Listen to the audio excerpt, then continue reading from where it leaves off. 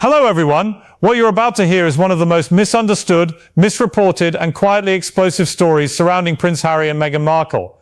Because over the past few hours, a headline has been spreading like wildfire across social media, private forums and royal watcher circles. The claim is simple, shocking and dramatic, that Netflix has sued Harry and Meghan for $100 million for failing to deliver content. But here's the problem. That headline is only half the story.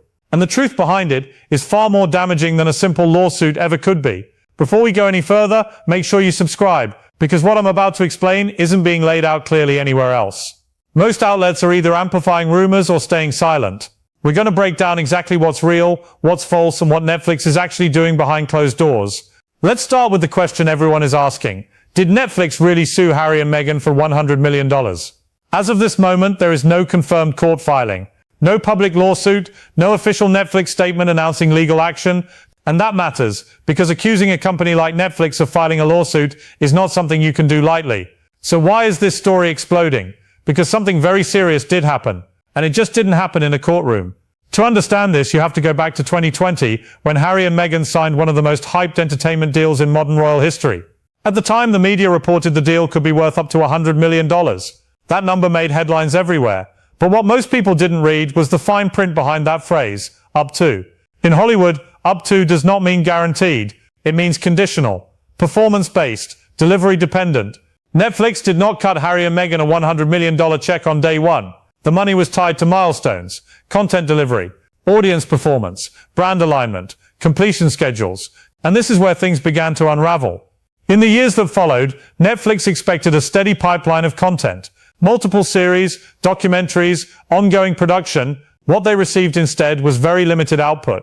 There was one major documentary series, after that delays, quiet cancellations, projects announced but never delivered, internal restructuring, and long stretches of silence. Sources close to the streaming industry described frustration, not anger, not lawsuits, frustration, because Netflix is not emotional. Netflix is transactional. If you deliver, they pay. If you don't, they pivot. And that's exactly what appears to have happened here.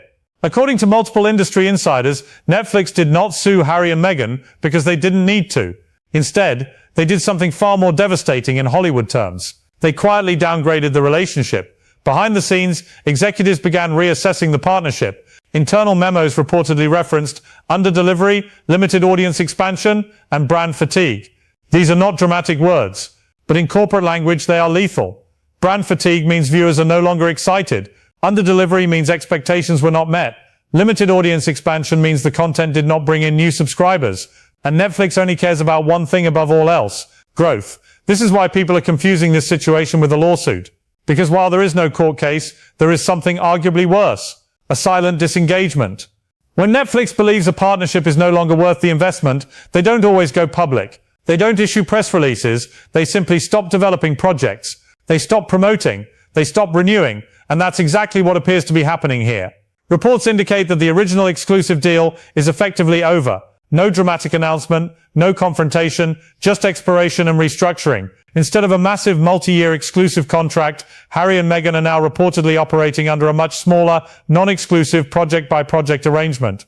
In Hollywood terms, that is a demotion. Now let's talk about why the lawsuit rumor started in the first place. It started because people misunderstood how these deals work. When a contract is reported as worth $100 million, audiences assume that amount was paid and then lost.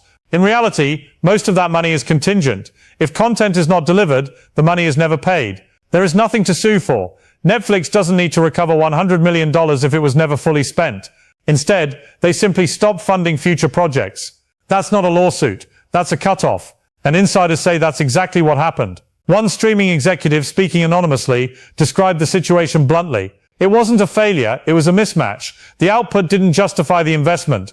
That statement alone explains everything. Now here's the part that makes this story truly damaging for Harry and Meghan. In Hollywood, lawsuits can be spun, they can be settled, they can be framed as disputes. Silence cannot. When a company like Netflix quietly distances itself, other companies notice. Studios talk, agents talk, executives talk, and a reputation forms. And that reputation is this: high expectations, low delivery, high maintenance. That is the worst label you can have in entertainment. It's why Spotify walked away, it's why projects stalled, and it's why Netflix didn't renew the deal at the same level. So while no lawsuit exists, The consequence is real. The Hollywood doors that once opened easily are now cautious. Deals that once came with huge numbers now come with conditions, trial periods, reduced budgets, and this is why the rumor of a lawsuit feels believable to so many people. Because the collapse feels sudden, and people assume drama must equal courtrooms. But the truth is colder than that. Netflix didn't explode, they disengaged, and that sends a message. Now let's talk about why this matters beyond money. Harry and Meghan built their post-royal identity on content. Storytelling, media platforms, without strong studio backing, that entire strategy weakens. Their value was not just their titles, it was their access, their narrative, their perceived influence. When a giant like Netflix quietly steps back, it signals to the industry that the influence may not be what it once was. And that's the real damage here. No lawsuit headline could do that. So to answer the original question directly, no, Netflix has not sued Harry and Meghan for $100 million. But yes, Netflix has effectively ended the era of treating them as a premium, exclusive powerhouse partnership. And in Hollywood, that distinction matters more than any courtroom drama. Because lawsuits fade, silence spreads. This story isn't about a legal filing. It's about a loss of leverage, a loss of momentum, and a quiet recalculation of value. And that is something money can't fix easily. Stay subscribed, because the next chapter of this story won't be announced with headlines. It will be revealed through who stops calling. And that, more than any lawsuit, tells you everything.